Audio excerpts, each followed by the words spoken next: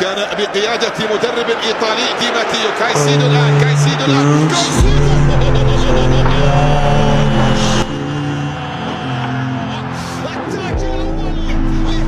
የቼልሲ የልብ ምት ሞይሰስ ካይሴዶ በምዕራብ ለንደኑ ክለብ ቼልሲ በዚህ ወቅት አይነኬ ከሆኑ ተጫዋቾች መካከል ኢኳዶራዊው የመሃል ሜዳ ኮከብ ተጫዋች ሞይሰስ ካይሴዶ አንዱ ነው።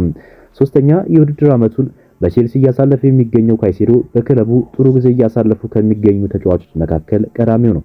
በሀገሩ ኢኳዶር በሚገኘው ኢንዲፔንደንቴ እግር ኳሱን የጀመረው ካይሴዶ በዚህ ወቅት ዓለም ላይ አሉ ከሚባሉ ምርጥ የተከላካይ አማካይ ተጫዋቾች ተርታ ተሰልፏል።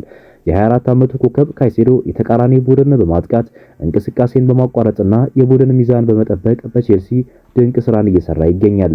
የምዕራብ ለንደኑ ክለብ ከቼልሲ ከፈረንሳዊ ኮከብ ኒጎሎ ካንቴ በኋላ የተመለከተው ድንቅ የተከላካይ አማካይ ስፍራ ተጫዋቹ ሞይሴስ ካይሴዶ በወቅቱ በዝውውር ገበያው በበርካታ ትልልቅ ክለቦች ቢፈለግም ቼልሲን ምርጫው በማድረግ በ100 ሚሊዮን ፓውንድ መቀላቀሉ ይታወሳል። ካይሴዶ ከብራይተን ቼልሲ ሲቀላቀል የ8 ዓመት ውል የፈረመ ሲሆን ለአንድ ተጨማሪ ዓመት የማራዘሚያ አማራጭ ውል አመልክቷል። ከፈረንጆቹ ከ2020 ጀምሮ የኢኳዶር ብሔራዊ ቡድንን እያገለገለ የሚገኘው ካይሴዶ ለብሔራዊ ቡድኑ 57 ጨዋታዎችን በማድረግ 3 ጎል ያስቆጠረ ሲሆን በኮፓ አሜሪካና በዓለም ዋንጫ ውድድር ሀገሩን ወክሏል። በትውልድ ከተማው እግር ኳስን የጀመረው ካይሴዶ በልጅነቱ ኢቫን ጎሬራ የተባለው አሰልጣኝ የእግር ኳስ ጫማ፣ የጉዞና የምግብ ወጪም ይረዳው ነበር። ካይሴዶ በፈረንጆቹ በ2024 በእንግሊዝ ፕሪሚየር ሊግ ለቼልሲ የመጀመሪያ ጎል ከ50 ሜትር ርቀት ላይ ቦርንሞዝ ላይ ማስቆጠሩም አይዘነጋም።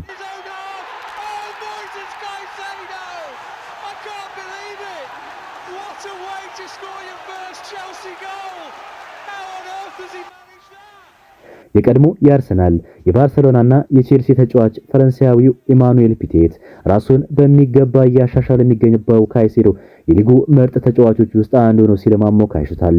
በሊጉ ታሪክ ምርጥ ተጫዋቾች ለመሆን የግድ ዋንጫን ማሳካት አለበት። በሱ ቦታ የተጫወቱት እነ ማኬሌሌ፣ ኒጎሎ ካንቴና ሌሎቹም የተለያዩ ዋንጫዎችን በማሳካት ችሏል። ካይሴዶም ተመሳሳይ ነገር ማድረግ አለበትም ብሏል።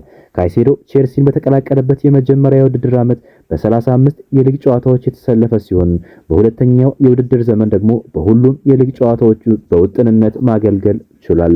በ2022-23 የብራይተን የዓመቱ ምርጥ ተጫዋች ተብሎ የተመረጠው ካይሴዶ በ2024-25 የውድድር ዓመት ደግሞ የቼልሲ የዓመቱ ምርጥ ተጫዋች ተብሎ ተመርጧል።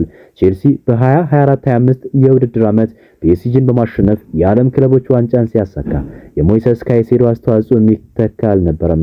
አሁን ላይ ምርጥ ብቃታቸውን እያሳዩ ከሚገኙ የተከላካይ አማካይ ስፍራ ተጫዋቾች መካከል አንዱ የሆነው ካይሴዶ የቼልሲ የልብ ምት በመሆን በተደጋጋሚ እያሳየም ይገኛል።